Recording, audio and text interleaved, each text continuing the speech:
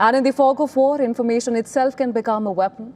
And to help us navigate that, we're being joined on the broadcast by Yusuf Jalali. He's a journalist who's joining us from Tehran. Thank you so much, Mr. Jalali, for joining us on the broadcast.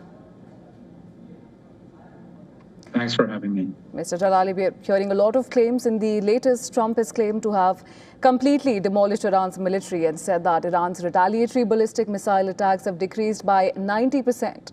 But Iran's Revolutionary Guards have reiterated that they still stand tall. In fact, in a fresh statement, the IRGC said that the country's forces are capable of fighting an intense war for at least 6 months. Now, how do you read into this war of rhetoric that we're seeing play out? Of course, we just heard the Iranian Foreign Minister Abbas Araghchi speaking to a U.S. media outlet, NBC, Beat the Press, and he said that Iran is ready to continue this war as long as the United States keeps attacking Iran. And he even went on to say that Iran even is not willing to accept a temporary ceasefire. He said that the United States attacked Iran and the Israelis attacked Iran back in June last year. Then they asked for ceasefire. Iran accepted. Then in less than a year, they attacked Iran once again. So he said that the Iranians are willing to de-escalate, but not the kind of de-escalation that would see them attack Iran again. So he said that from his words, we can interpret that the Islamic Republic is very much resilient and is trying to project defiance against the United States and the Israelis. So from Trump's words, you can, he's drawing an image and a picture that just portrays Iran as a weak nation, but the Iranians are, as you also said, providing the world with this counter narrative that they are ready for the continuation of this war for weeks and even for months. And as we heard from the IRGC, they're ready to expand the scope and the depth of their operation against the Israelis and the American bases in the region. They're expected to, of course, use new missiles. They say their missiles, they're not actually weakened, or their missile capability has not been degraded. They have missile arsenals and missile cities, underground missile cities in the eastern parts of the country, which are far away, rather, from the center and the heart of the conflict inside Iran. So those missile bases are yet to be utilized by the IRGC. So the country seems to be adamant and seems to be willing to continue this fight for the coming weeks or maybe even months. And there have also been murmurs of Iran's hierarchy showing signs of, fracturing, which have become more pronounced, especially after President Pezeshkian's promise not to strike the Gulf states, which has also invited the open opposition from the IRGC. In fact, Ali Larijani, he alleged that some, now referring to, of course, President Trump, the U.S. troops had been captured and are currently being held in Iranian prisons.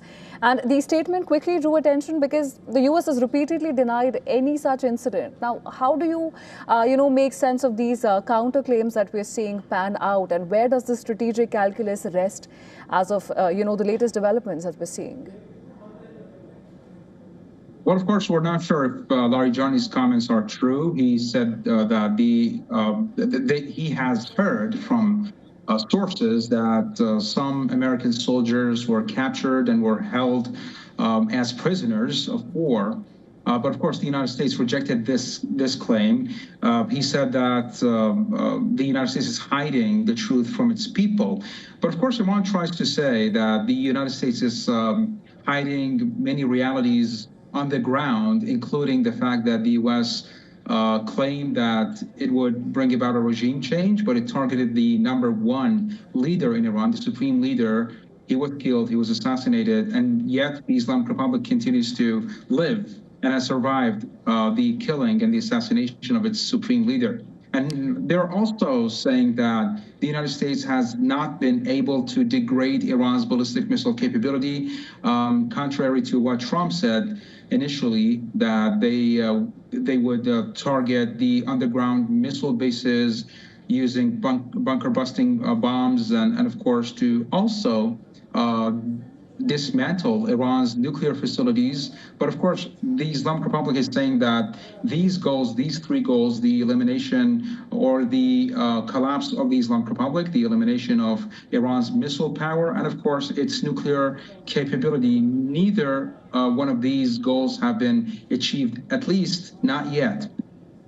Right, and speaking of regime change, we've understood that it was never going to be as straightforward as perhaps what United States has anticipated it to be. And now Iran's assembly of experts, they have reached a consensus on who will replace the supreme leader. But they say that some obstacles remain in place before the appointment. And this while Israel's military has threatened to target any successors of Khamenei. Now, is this perhaps the obstacle that is stopping Iran from naming the successor here?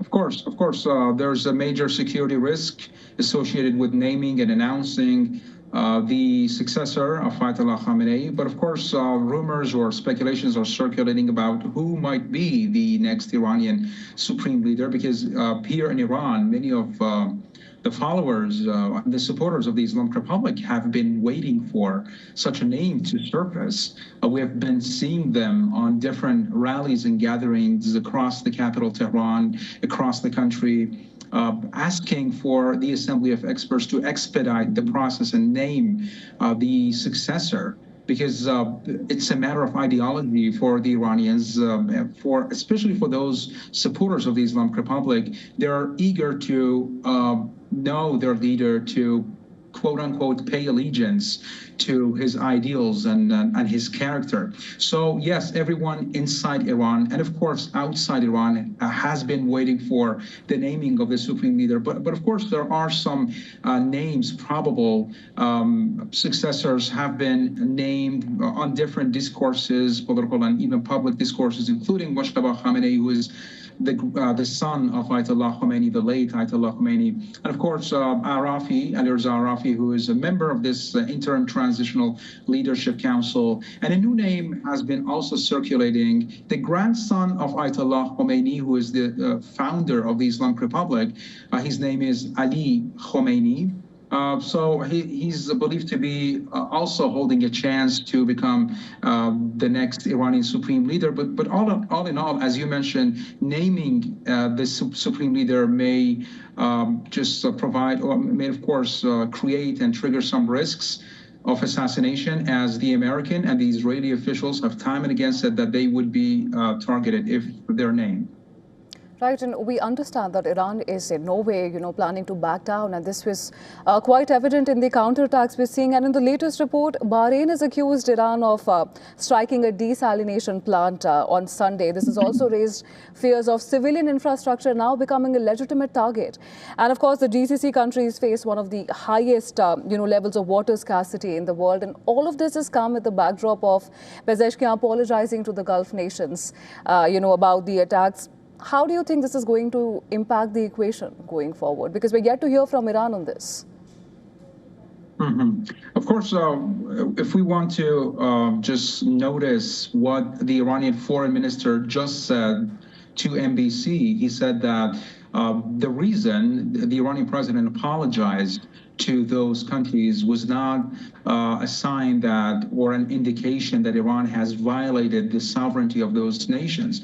He said that it is a matter of dignity and respect. Apologizing is a culture in Iran, and apologizing to those countries means that he has apologized to those countries because of what the United States has been doing and prompting Iran to retaliate and then create problems and instability inside those countries. Of course, in Iran's narrative, and from the Iranian eyes, this is by no means an aggression against neighboring countries, against those GCC nations. It is a retaliation. It is a retaliatory campaign against the incoming strikes by the U.S. and by Israel. They're saying that they're targeting not the soil of those countries, but of course the American assets, the American energy and trade infrastructure. Of course, they're not very much specific when it comes to what those facilities are and how those facilities are belonging to the United States or even to Israel.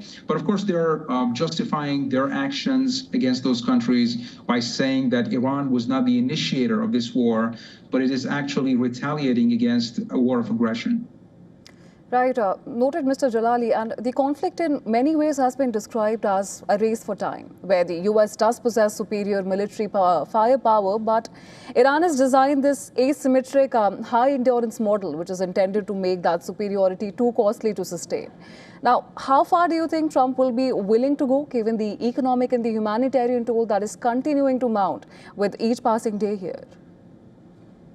Of course, from the words of Donald Trump, he seems to be very much willing to continue this war until the total obliteration of Iran's missile program and nuclear program. And of course, he's not been very much clear with regards to the future of the leadership in Iran, because he also said that he does not have any problem with a cleric leading the country or with a religious leader or spiritual leader to lead the country once again. So this shows that he's not very much clear with regards to whether or not his